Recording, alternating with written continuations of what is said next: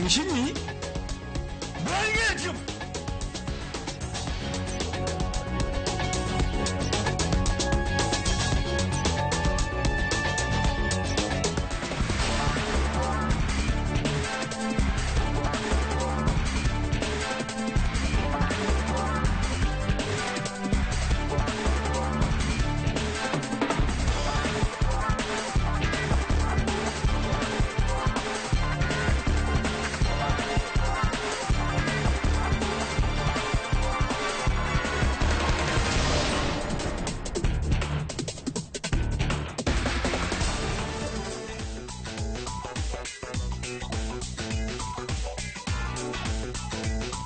사사건건 김성환 평론가, 양지열 변호사 자리했습니다. 어서 오십시오. 네, 안녕하세요. 오늘 첫 번째 주제 보겠습니다. 지난 정부 양승태 대법원장 시절에 재판거래 의혹을 조사하려면 법원이나 판사를 조사해야 하는데, 그래서 조사하려고 검찰이 영장을 청구할 때마다 법원이 번번이 이를 기각합니다. 결국 관련 자료는 삭제됐고 이 논쟁은 정치권의 거친 언쟁으로 번졌습니다. 오늘 하루 종일 그 언쟁이 화제인데 그 언쟁부터 먼저 보겠습니다.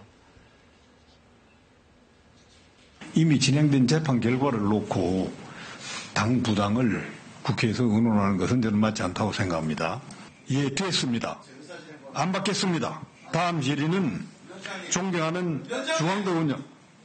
내가 문제예요! 그렇게 하시면 안 돼요! 왜 안 돼? 왜 제 발언을 계속 막습니까? 이런 지금 이 회의 진행권은 위원장이 가지고 있어. 어디 큰 소리냐? 아닙니다. 사회자입니다. 사회자. 국회의원의 발언을 너무 제한하려고 해요. 아무리 사법부라 하더라도 잘못한 것을 지적하고 개인 의견을 얘기하는 게 그게 불복 절차가 있습니다. 사법부의 결정에 대해서는 불복 절차를 따르면 될 거 아니에요. 잘못된 것을 지적하는 거예요. 뭐가 잘못됐어요? 위원장이 말이지 사회가 보면 되지 무슨 판사의 당신이. 이런 당신이 뭐하는 거예요? 뭐야 이게 지금? 서울까지 당신이가 당신이 이런 우리 형님이야? 정말 진짜 이 보자 하니까 말이야. 응? 아니 질문하는 3분 정에 하겠습니다. 갑자기 여상규 법사위원장이 화가 났나 봐요. 고함을 지르다시피 했죠. 판사 출신이죠, 실제. 네, 판사 출신이죠, 실제로. 그래서 아닌 게 아니라 지금 박지원 의원이 당신이 판사야라는 말씀을 하신 이유가 네. 마치 저도 이제 법정에서 가끔 드물긴 합니다만 판사분들 중에서 이의 제기를 너무 강하게 하거나 변호사들의 좀 이 진행에 마음에 안 들게 할 경우에 저런 식의 네. 반응을 보이는 분이 있긴 하거든요. 근데 저 자리는 국회의원이고 법사위원장이라지만 다른 국회의원들하고 마찬가지 위치에 있지 않습니까? 네. 저렇게 이제 고함을 지를 만한 그런 입장은 아닌데 더더군다나 이 문제가 된 게 오늘 다룰 거지만 지금 법원에서 자꾸 영장을 기각하니까 이게 일반 재판처럼 그냥 뭐 사법부의 독립을 존중해줄 상황이 아니잖아요. 정치적인 문제이기 때문에 정치권에서 다루자는 건데 네. 왜 사법부의 정치권이 간섭을 하느냐는 판단을 본인이 내리시는 게 조금 부적절해 보이긴 했습니다. 위원장이라는 게 자리가 이제 회의에서 정리도 뭐 좀 의사진행하고, 하고, 네. 의사진행을 받아주기도 하고 또 한없이 받아줄 수는 없으니까. 오래간만에 저도 국회법을 한번 찾아봤어요. 네. 위원장의 직무가 과연 뭔지, 네. 그러니까 저게 직무 범위 안에 들어가는지 안 들어가는지 확인해보고 싶어서 찾아보니까 위원장의 직무에 위원회를 대표해서 의사를 정리하고 질서 유지하고 사무를 감독한다 이렇게 돼 있어요. 네. 이제 좀 막연하고 추상적으로 돼 있긴 한데 저렇게 고함을 지르면서 내 마음대로 할 거야 이렇게 얘기하는 그 정도까지 권한은 또 아닌 것 같아요. 네. 또 그는 규정의 문제이기도 하지만 또 뭐 국회나 정치권의 품위, 저희가 오늘 언어의 품위에 대한 이야기를 많이 하고 있는데, 네. 당신이라니 하면서 또 이제 사실 이게 누가 높나 이런 거 따져보는 것도 한국적 정서인데, 네, 맞아요. 나이나 선수로 보면 박지원 의원이 더 많죠. 네. 네, 더 많죠. 국회에서는 선수가 제일 사실은 중요하니까. 네. 박지원 의원이 4선이고 네. 사실 우리 정치 9단이라 그래서 한 6, 7선 정도 될 거라고 생각하는데 네. 실제로는 4선이고요. 여상규 의원은 3선입니다. 18대 국회에 들어와서 지금 20대까지 있는 의원이고요. 네. 우리 나이로 지금 뭐 당신, 뭐 형님, 뭐 이런 얘기까지도 나왔는데. 그래가지고 나이를 따지는 건 참 우리 이거 한국적 정말- 정서긴 합니다. 네. 그리고 국회가 아니라 그냥 어디 저작거리에서 가끔 행인들끼리 시비가 붙었을 때 당신 몇 살이야 뭐 이런 얘기할 때 아니, 나오는 미국에서 LA에서 30년 사신 우리 교포분들도 싸우면 How old are you부터 아, 영어로도? 우리 정서라서. 예. 네. 참고로 말씀드리면 박지원 의원이 6살이 더 많아요. 네. 42년생이고 여상규 의원이 48년생이고요. 박지원 의원은 우리 저 국회의원들 중에 제일 연세가 많으신 분입니다. 그러니까 뭐 지금 우리 한국 나이로 보면 77세, 네. 여상규 의원이 71세입니다. 네. 자, 그게 중요한 게 아니고 이제 상황을 정리해 볼게요. 이은혜 헌법재판관 내정자에 대한 인사청문회 중에 이제 사법농단과 관련돼서 계속 영장이 기각되고 그러니까 여당 민주당 의원들이 이제 의사질의 발언을 계속 하고 그러다가 이제 위원장이 그만해라 하고 이제 조홍천 의원이 또 의사진행 의사진행 발언을 발언. 네. 하려고 하다가 또 안 되니까 옆에 있던 박지원 의원이 끼어들고 그러면서 이제 화가 난 그런 상황입니다. 네. 이 논란으로 여상규 위원장의 과거 발언이 또 논란이 되고 있는데 잠깐 보겠습니다. 이거는 이제 SBS 그것은 알고 싶다에 보도된 내용입니다. 네.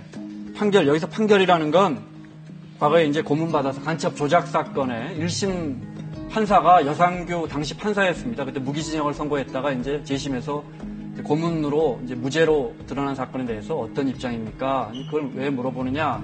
죄책감을 못 느끼십니까? 그랬더니 여상규 당시 판사가 웃기고 앉아있네라는 말을 했어요. 여기에 이제 뭐랄까요? 언론관도 좀 드러나고. 네. 근데 사실 이것만 제가 아는 판사분들 중에 이렇게 그분들 대부분이 판사 출신 분들도 되게 언어의 품격이 있으시거든요. 오늘 자꾸 언어의 품격 이야기가 나오네요. 근데 거꾸로 얘기하면은 판사이기 때문에 남의 지적을 별로 받아보지 못했기 때문은 아닐까 네. 이렇게 생각이 드는데요. 사실 이렇게 원래 분위기가 이렇게 험악하지 않았거든요. 근데 의사진행 발언을 신청하면서부터 사실 그랬어요. 내가 결정한 데 대해서 왜 거기에 더 말을 덧붙여 이미 끝난 거야 이렇게 하기 시작하면서 갑자기 네. 감정이 격해진 거거든요. 근데 뭐 지금 뭐 이 과거 발언이 잠깐 나왔지만 사실 그거보다 더 유명한 사건이 있었어요. 난투국 사건. 네. 19대 때 의원 정수 조정하는 문제로 그래서 지역구가 없어지고 뭐 이런 네, 논란이 남해 있었죠. 하동이 이제 네. 없어지고 그랬을 때 이제 정계특위 주성영 의원한테 항의를 하러 가다가 국회 지하주차장에서 보좌관들하고 같이 엉키면서 몸싸움이 벌어졌는데 한 30분 동안 몸싸움이 난투국이 벌어졌다. 뭐 언론 보도에 따르면 피가 튀었다. 뭐 이렇게까지 얘기가 되는데 그 당사자이기도 해서 하여튼 이번 일로 여상규 의원한테는 이래저래 하여튼 과거 일이 다 회자가 되는 것 같습니다. 네. 자, 이 공방이 벌어진 이제 본질에 대해서 이야기를 좀 해보겠습니다. 양승태 대법원장, 그러니까 과거 사법부에 대한 그 재판 거래 의혹 수사가 진행 중인데 사실은 이게 한 치 앞도 나가지 않고 있습니다. 관련돼서 오늘 많이 또 줄줄이 과거의 관련된 판사들이 많이 소환이 됐는데 그 중에 제일 오른쪽에 있는 유해용, 지금은 변호사죠. 네, 전 재판연구관. 이 유해용 연구관이 논란이 된 거죠. 네, 그렇습니다. 네. 유해영 당시 대법원 수석재판연구관. 오늘 이제 중앙지검에 나오는 장면입니다. 출두하는 모습인데, 네. 당시 어떤 일이 있었냐면, 이제 김영재 산부인과, 성형외과라고 네. 해서 박근혜 전 대통령의 이른바 리프팅 실과 관련된 부분과 의혹이 많이 일었던 인물인데, 네.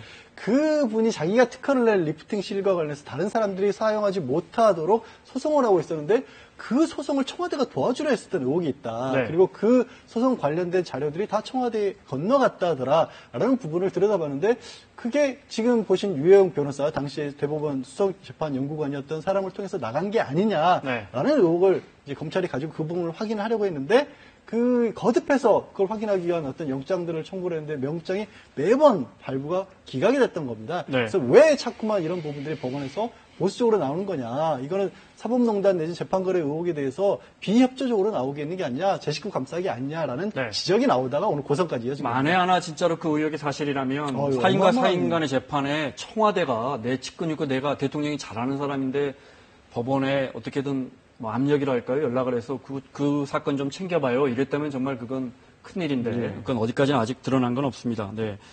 이제 중요한 건 그래서 지금은 변호사인 이 유 변호사 사무실을 수색했더니 그런 자료들이 많이 나와서 그런데 그걸 바로 들고 올 수는 없는 거죠. 예. 들고 올 수는 없어서 영장을 청구했더니 기각됐고 법원에서는 기각했고 그리고 나서 확인해 봤더니 유 변호사가 나 그 관련 자료는 다 폐기했습니다. 예. 이렇게 돼버린 거죠. 지금. 그러니까 정리를 드리자면 이런 거죠. 말씀드린 것처럼 그 특허 소송과 관련된 부분은 영장을 받았어요. 네. 그걸 가지고 이제 컴퓨터 안에 파일들을 보다 보니까 다른 내용들의 대부분에서 만들어진 문건들이 많이 들어있는 겁니다.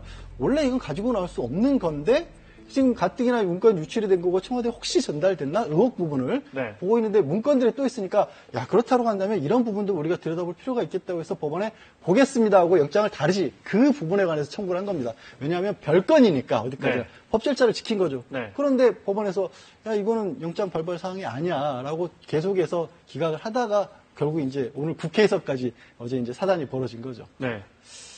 그러니까 중요한 건 그렇게 해서 기각만 됐으면 모르겠는데 기각되고 나서 당사자인 유 변호사가 그 논란 때문에 내가 너무 압박감이 심해서 관련 자료 다 없애버렸습니다. 이러니까 이제 검찰에서는 영장 기각하면서 증거 인멸할 시간 벌어준 거 아니냐 이렇게 나오는 거죠. 네, 그러니까 의심의 지점은 두 가지예요. 그러니까 지금 처음으로 영장을 들고 간 게 지난 5일이었습니다. 네. 영장 들고 가서 1분의 영장을 받았으니까 받은 것만 가가지고 뒤져야 되는데 보니까 이전 양승태 대법원 시절에 문건을 대량으로 갖고 나온 걸 확인했어요. 네. 그래서 가가지고 다시 영장을 발부받아가지고 다시 가려고 압수수색하려고 갔더니 이미 자료를 다 파기하고 없더라. 이제 이렇게 됐던 게 하나가 있고요. 네. 또 하나는 지금 현 김명수 대법원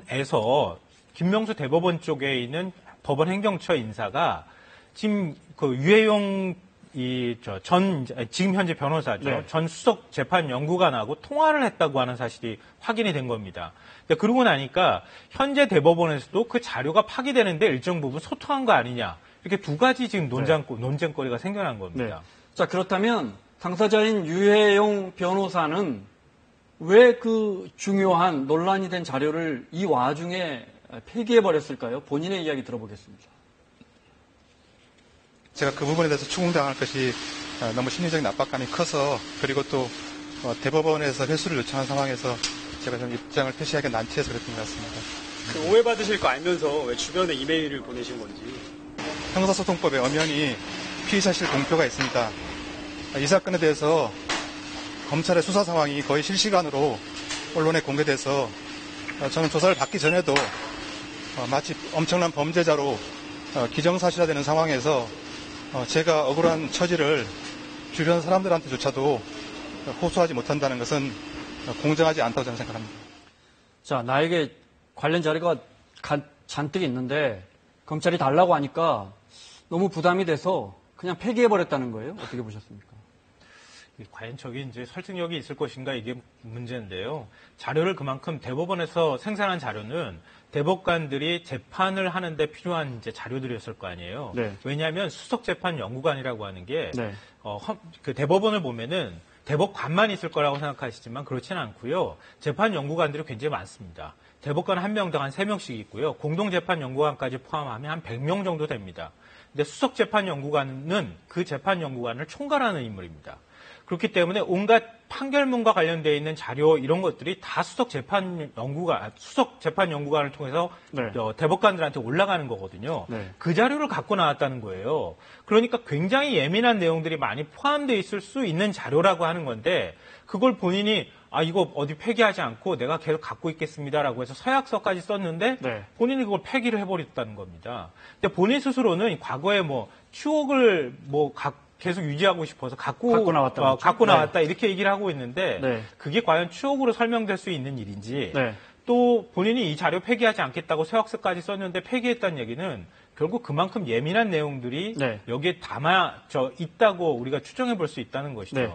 자, 결과적으로는 어찌됐건 검찰이 자꾸 그거 좀 들여다보겠습니다 하고 압수수색 영장을 청구해도 기각이 되면서 결국 증거는 이 건에 대해서는 이제 증거는 사라졌습니다.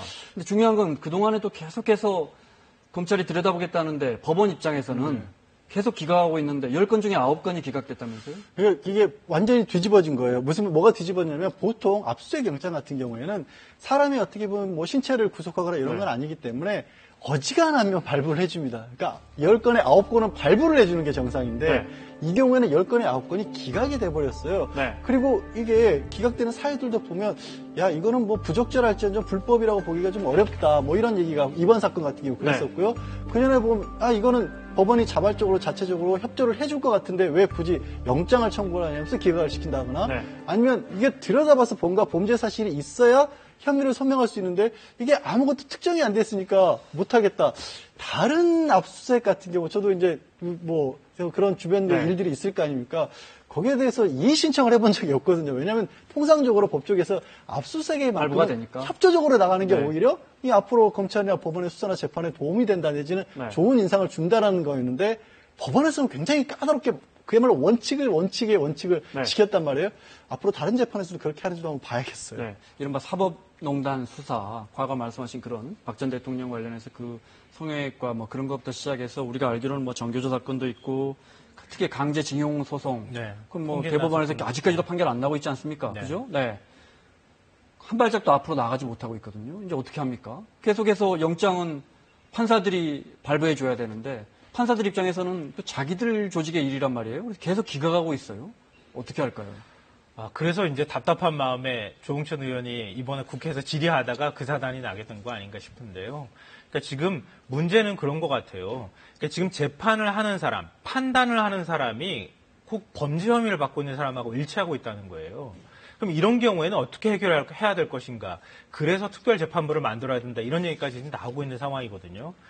얼마 전에 양승태 대법원 법원행정처가 국민을 상대로 이기적인 국민이다. 뭐 이런 표현을 썼는데 지금 딱 김명수 대법원도 이기적인 법원이다. 이렇게까지 표현하는 얘기가 나올 수밖에 없는 이런 상황인 것 같습니다. 그러니까 이렇게 될 경우에는 제가 볼 때는 차라리 대법원장이나 아니면 대법원 차원에서 관련자라고 해당될 만한 사람을 좀 기피하도록 하는 방법을 쓰거나 이런 식으로 최대한 공정하게 판단을 내릴 수 있도록 해야 되는데 지금 이번에 영장 심사를 담당했던 판사 같은 경우에도 같이 그 재판 연구관을 지냈던 사람이라는 거 아니에요.